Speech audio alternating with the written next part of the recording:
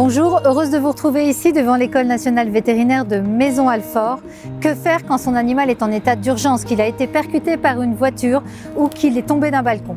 Eh bien, saviez-vous qu'il existe une formation au premier secours?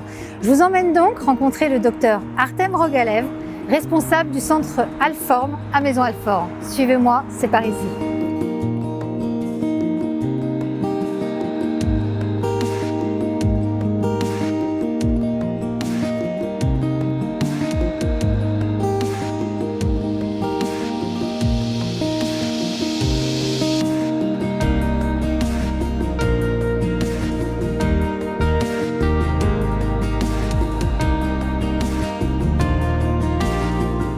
Bonjour Artem. Bonjour Valérie. Je te remercie de m'accueillir sur le campus de l'École nationale d'Alfort.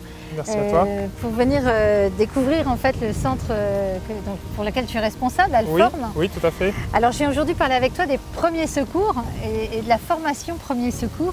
Oui. Tout d'abord, je voulais te poser une question. Est-ce qu'elle est différente chez nos animaux de compagnie de celle qui existe en humaine? Oui, il y a quand même quelques différences. Alors il y a des bases qui sont évidemment communes, mais il y a aussi quelques différences au niveau des affections qu'on peut rencontrer chez l'animal et puis à la façon d'aborder les différentes situations de secourisme. Un chien ou un chat, c'est pas un être humain. Donc on ne va pas pouvoir faire les mêmes choses, il ne va pas pouvoir nous répondre où est-ce qu'il a mal par exemple. Bien sûr. Et alors j'allais te poser une question, est-ce qu'il y a des prérequis quand on vient assister à une formation premier secours pour les chiens ou les chats? Non, il n'y a absolument aucun prérequis, c'est une formation qui s'adresse vraiment à tout le monde, quel que soit leur niveau et quelles que soient leurs compétences. D'accord. Et donc cette formation que tu réalises en fait ici sur le campus de l'école d'Alfort, elle est destinée aux propriétaires de chiens comme de chats. Oui, tout à fait, donc chien ou chat, effectivement. Voire même petits animaux? Non, alors on est plutôt chien-chat, effectivement. Par contre, ça s'adresse vraiment à tout le monde, propriétaire ou futur propriétaire, ou éleveur, toiletteur, éducateur, vraiment tout le monde, donc particulier ou professionnel. On prend vraiment les bases qui vont être nécessaires à tout le monde. D'accord. Bah, écoute, je te propose qu'on aille voir alors concrètement comment se passe ta formation. Eh bien, allons-y. Merci. Viens, Spock.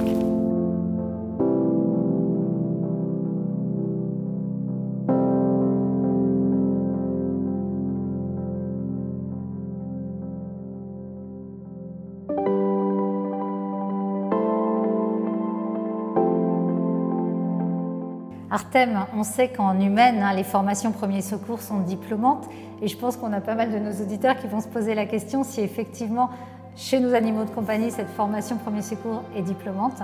Alors non, la réponse est non, aujourd'hui, mais enfin néanmoins l'intérêt c'est quand même de sauver son animal. Oui, malheureusement aujourd'hui il n'y a pas de diplôme type FPS, mais effectivement c'est quand même hyper intéressant de la suivre, même s'il n'y a pas de diplôme, c'est quand même beaucoup d'informations qui pourront vous servir ensuite au quotidien aux auditeurs. Et c'est exactement comme en humaine, c'est que si on n'en a jamais appris à faire un massage cardiaque ou à gérer une plaie, c'est pas au moment où on est en urgence avec un animal en souffrance devant soi qu'on peut réagir pour l'emmener chez le vétérinaire. Oui, et puis on risque surtout sur accident, un chien qui nous morde, un chat qui nous griffe, etc., de passer à côté d'autres choses. Donc c'est plein d'informations, mais bon, je ne désespère pas que dans les années à venir, il y ait un diplôme qui soit créé, comme en humaine. Exactement, en tout cas c'est tout ce que je te souhaite et je te propose qu'on aille le mettre en application avec un mannequin, mais moi j'ai surtout envie avec Spock aussi. Eh bien allons-y, on y va. On y va. Tu viens Spock?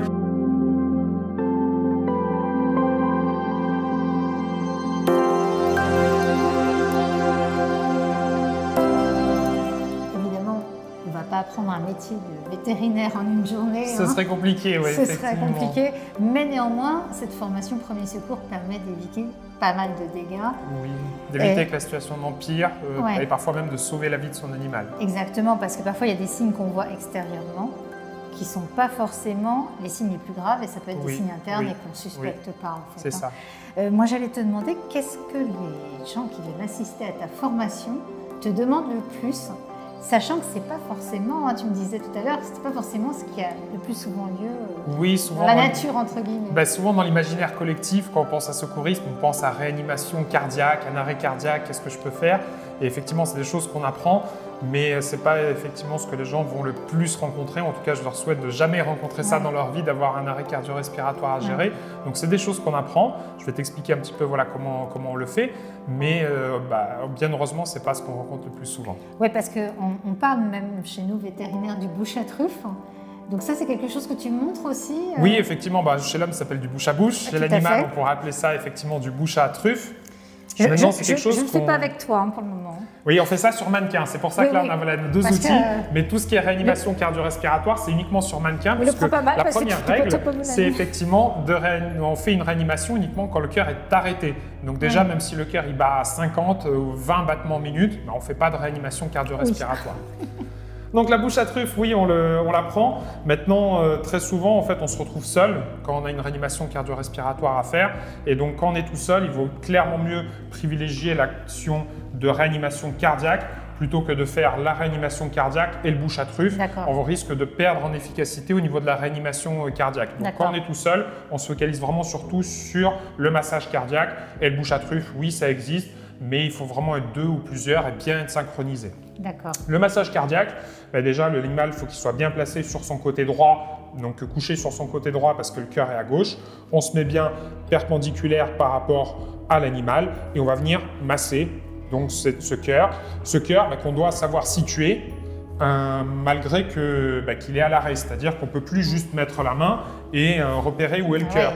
Si on le masse au mauvais endroit, on va en fait se retrouver sur quelque chose d'inefficace. Si je masse par ici ou ici, finalement je masse pas mon cœur. Donc là, c'est nos connaissances aussi anatomiques et les connaissances qu'on aura transmises qui permettront de savoir que le cœur il est sous le coude environ gauche, environ à ce niveau-là. Donc il faudra mettre les mains vraiment à ce niveau-là. Est-ce que tu conseilles d'avoir une certaine fréquence justement de massage cardiaque, que ce soit pour un chien ou pour un chat? Oui, alors on demande de viser en fait 120 compressions minutes, c'est-à-dire 2 compressions par seconde. Pourquoi on demande ça? Parce qu'en fait, ça couvre à peu près la plage de fréquence cardiaque au repos du chien et du chat. Le chat a une fréquence cardiaque un petit peu plus élevée au repos, donc c'est entre 110 et 140. Le chien peut avoir, notamment pour les grandes races, une fréquence cardiaque qui est plus basse, mais plus le chien va être grand, je ne sais pas si tu t'en as rendu un petit peu compte, c'est déjà un petit peu dur quand on doit passer plusieurs minutes, plus il va être grand, plus il va falloir de force pour réaliser une compression efficace, et donc on aura du mal à être à 120 compressions minutes, donc on correspondra à la fréquence au repos. Mais ça c'est pareil, c'est des choses qu'on montre et qu'on apprend, comment s'assurer que notre compression est bien efficace, parce que si effectivement sur un grand chien, j'appuie très légèrement, je ne vais pas être efficace. Oui, bien sûr. Donc on apprend à évaluer ça. Et puis de toute façon, à 120, on est bien, puisque un grand chien a une fréquence cardiaque qui est plus faible que des petits chiens, donc on se situe dans une bonne moyenne. Et à partir du moment où on ressent de nouveau le cœur qui bat à 120, on arrête. Et là, alors, pas forcément à 120. Dès que le cœur repart, encore une fois, on arrête de masser. On fait un massage cardiaque que si le cœur est arrêté. Ça, c'est vraiment important. Si le cœur il bat, que l'animal est inconscient, etc., mais qu'on sent un battement cardiaque, on ne masse pas. D'accord. J'allais te poser la question tout de suite. Quelles sont les erreurs qui arrivent le plus souvent lors d'une urgence? Alors, je vais te prendre un exemple qui est pour moi assez parlant. Imaginons que ce chien, ou imaginons Spock malheureusement, qui tombe d'une certaine hauteur et puis se fasse une plaie là. Qu'est-ce qu'on a envie tout de suite de faire en tant que propriétaire lambda? C'est de se dire « Ouh là là, qu'est-ce qui s'est passé au niveau de cette patte ?» Le risque, c'est quoi? C'est que le chien, il est mal, hop, il nous morde et on est mordu, on doit appeler aussi le secours pour nous. Donc la première étape, ça va être vraiment de protéger, d'éviter un suraccident. D'accord? Ensuite, si on s'est bien protégé, alors on se protège avec quoi? Avec une muselière, avec un lien, enfin voilà, on voit tout ça. Mais on s'est protégé. Deuxième chose, si je me suis protégé mais que je me jette là-dessus et que je commence à regarder, etc., à faire des soins de plaie, finalement, je risque de passer à côté d'autres choses qui est peut-être plus grave. Parce que finalement, une plaie ici, un chien ou un chat ne va pas mourir à cause d'une plaie ou pas dans les minutes qui viennent. Par contre, si dans sa chute, il y a une hémorragie interne qu'on ne voit pas et qu'on n'a pas fait un bilan de santé au départ, on passe à côté de cette hémorragie interne, on s'occupe de la plaie, on perd du temps et pendant ce temps-là, notre chien se vide de son sang. Donc il faut réaliser avant toute chose un bilan complet des signes vitaux de l'animal, c'est-à-dire est-ce qu'il y a une bonne fréquence cardiaque, est-ce que les muqueuses sont bien roses et non pas pâles, la fréquence respiratoire, etc. Donc c'est quelque chose de rapide, on ne passe pas une demi-heure là-dessus, on leur explique, c'est 1 minute, 2 minutes maximum, on a un check-up complet des fonctions vitales. On ne va pas regarder est-ce que la patte plie bien, etc. Ce n'est pas une fonction vitale. Donc on voit juste les fonctions vitales. Et là, OK, si toutes les fonctions vitales vont bien, je vais pouvoir m'intéresser à la plaie. Donc pour résumer, en fait, les erreurs commises, c'est vraiment ça, c'est de ne pas respecter ces étapes qui sont les étapes communes à toutes les situations de secourisme. Et donc c'est protéger, ensuite alerter, donc faire un bilan et alerter, et seulement ensuite mettre en place les gestes de secourisme. D'accord, merci Artem. Retenez donc en fait le plus urgent, c'est surtout de vous mettre aussi en sécurité par rapport à votre animal qui déjà souffre, donc potentiellement peut vous mordre. Donc utilisez, comme disait Artem, soit un lien ou alors même un simple lacet, si vous avez un lacet pour mettre autour du museau pour éviter qu'il vous morde, et ensuite vérifier ses muqueuses pour s'assurer qu'elles ne sont pas blanches, et donc elles sont bien roses, et puis vérifier aussi sa respiration et puis sa fréquence cardiaque. Pour rappel, un petit chien aura une fréquence cardiaque autour de 120, un grand chien on peut être situé autour de 60 battements par minute, et puis pour un chat, on se situera entre 110 et 140 pulsations par minute. Artem, ça donc parfait, on a vu ce qu'il ne fallait pas faire. Ensuite, de toute façon, c'est d'urgence.